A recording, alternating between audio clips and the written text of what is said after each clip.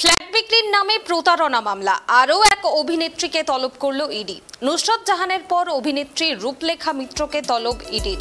Seven sense infrastructure private লিমিটেডের director পদে ছিলেন রূপলেখা। এই কোম্পানির ৩ জন ডিরেক্টর ছিলেন রাকেশ, নুসরাত, রূপলেখা। মামলার তদন্ত করতে গিয়ে নথিতে এই রূপলেখা মিত্রের নাম পায় ইডি। আগামী সপ্তাহের ১১, ১২ ও ১৩ তারিখে এই ৩ জনকে তলব করা হয়েছে।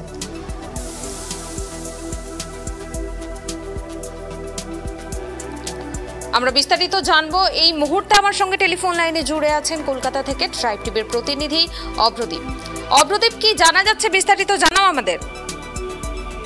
দেখো, ফ্ল্যাট বিক্রির নামে যে প্রতারণার মামলা হয়েছিল, সেই মামলা কিন্তু আরো একজন অভিনেত্রীকে, নুসরাত জাহানের পর আরো একজন অভিনেত্রী রূপলেখা মিত্রকে তলব করলো ইডির তদন্তকারী অফিসাররা।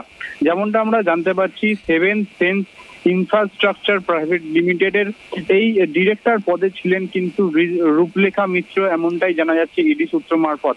ফ্ল্যাট দেওয়ার নাম করে প্রতারণার অভিযোগ ওঠে তৃণমূল সাংসদ নুসরাত জাহানের বিরুদ্ধে। এরপর কিন্তু আমরা গতকালই খবর পেয়েছিলাম নুসরাত জাহানকে, ওই কোম্পানির ও আরো এক ডিরেক্টরকে কিন্তু তলব করা হয়েছে সিজিও কমপ্লেক্স সিটি দপ্তরে ১১ এবং ১২ তারিখ।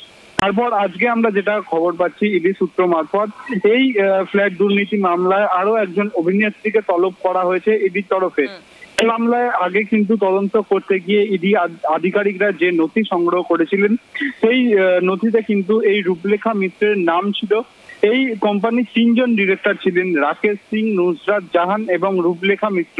আগামী সপ্তাহের ১১, ১২ এবং ১৩ তারিখে এই ৩ জনকেই তলব করা হয়েছে, যেটা আমরা ইডি সূত্র মারফত জানতে পারছি। ইডি সূত্র মারফত আরো যেটা খবর পাওয়া যাচ্ছে, এই কোম্পানির বোর্ড অফ ডিরেক্টরদের যে বৈঠক হয়েছিল, সেই বৈঠকে নেওয়া সিদ্ধান্ত নেওয়া হয়েছিল এইভাবে ফ্ল্যাট বিক্রির নাম করে টাকা তোলা হবে। সেই যে নথি, সেই নথিতেও কিন্তু এই রূপলেখা মিত্রের সই রয়েছে। এই কোম্পানির ডিরেক্টরদের জিজ্ঞাসাবাদ করে ইডি অফিসাররা জানতে চাইছেন ফ্ল্যাটের পেপার যে নাম করে টাকা তোলা হলো বাজার থেকে, সেই টাকা নিয়ে তাদের কি বক্তব্য রয়েছে। সেই টাকার পরিমাণ প্রায় কিন্তু ২০ কোটি টাকারও বেশি, যেটা আমরা ইডি সূত্র মারফত জানতে পারছি। তাদের এই টাকা বেনিফিশিয়ারি কারা ছিলেন, সেই সম্বন্ধে কিন্তু তাদের তদন্ত করতে গিয়ে জিজ্ঞাসাবাদ করা হবে।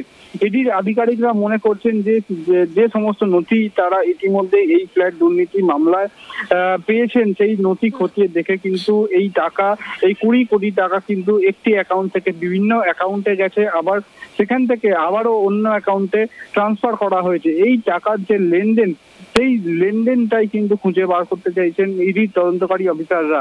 এই টাকা কিন্তু বিভিন্নভাবে নয়ছয় করা হয়েছে বলেও কিন্তু মনে করছেন ইডি তদন্তকারী অফিসাররা। এবং এই কোম্পানির বিভিন্ন জায়গায় কিন্তু সম্পত্তির হদিশ পাওয়া গেছে।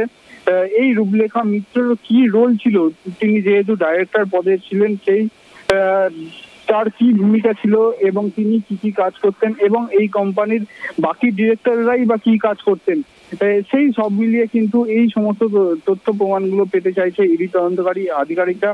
এর আগে প্রায় 450 জন কিন্তু ইডির কাছে অভিযোগ করেছিল। আমরা জানি সেই 450 জনের একটি অভিযোগপত্র নিয়ে বিজেপি নেতা শঙ্কুদেব পান্ডা কিন্তু ইডির তদন্তকারী আধিকারিকদের কাছে অভিযোগ করেছিলেন এই বিষয়। এই তারপরেই আমরা ইডির এই তদন্ত করতে নামে এবং বিভিন্ন জনকে তারা তলব করে। এবং এই যে ২০ কোটি টাকা বিভিন্ন ডিরেক্টরদের মধ্যেও কিন্তু ভাগাভাগি হয়েছিল বলে ইডি তদন্তে উঠে এসেছে। এই মোটা অংশের টাকা নুসরাত জাহানের কাছেও গেছে বলে জানা যাচ্ছে ইডির তরফে। এবং সেই নুসরাত জাহানের কাছে যে টাকা গেছে, সেই টাকার বেশ কিছু অংশ কি এই রূপলেখা মিত্রের কাছেও আছে। সেই সবগুলো কিন্তু খতিয়ে দেখতেই কিন্তু রূপলেখা মিত্রকে ইডির যে সল্টলেক সিজিও কমপ্লেক্সে যে ইডি দপ্তর রয়েছে সেখানে তলব করা হয়েছে। সব মিলিয়ে তোমাকে বলবো, এই যে রাকেশ সিং, তাকে কিন্তু গত সপ্তাহের ১১ তারিখ এবং নুসরাত জাহান তৃণমূল সাংসদ, তাকে কিন্তু গত সপ্তাহের ১২ তারিখ এবং রূপলেখা মিত্র, তাকে কিন্তু গত সপ্তাহের ১৩ তারিখে তলব করা হয়েছে ইডি তদন্তকারী আধিকারিকদের তরফে। ধন্যবাদ অভ্রদীপ। আপনাদের জানিয়ে রাখি, ফ্ল্যাট প্রতারণা মামলায় কিন্তু আগেই নাম জড়িয়েছিল টলিউডের জনপ্রিয় অভিনেত্রী তথা তৃণমূল সাংসদ নুসরত জাহানের। সূত্রের খবর, তাকে ইডি তলব করেছে, যদিও অভিনেত্রী জানিয়েছেন তিনি কোনো নোটিশ পাননি। এই নিয়ে যখন রাজনৈতিক মহল সরগরম, সে সময় টলিপাড়ার আরও এক অভিনেত্রী এই রূপলেখা মিত্রকে তলব করল ED. Seven sense infrastructure private লিমিটেডের ডিরেক্টর পদে ছিলেন এই রূপলেখা মিত্র। উঠে আসছে এমনই তথ্য। ফ্ল্যাট দুর্নীতি মামলা নিয়ে রীতিমতো তোলপাড় রাজনৈতিক মহল। প্রথমে বিজেপি নেতা শঙ্কুদেব পণ্ডা এই নিয়ে সরব হয়েছিলেন। নুসরতের বিরুদ্ধে তিনি মুখ খুলেছিলেন।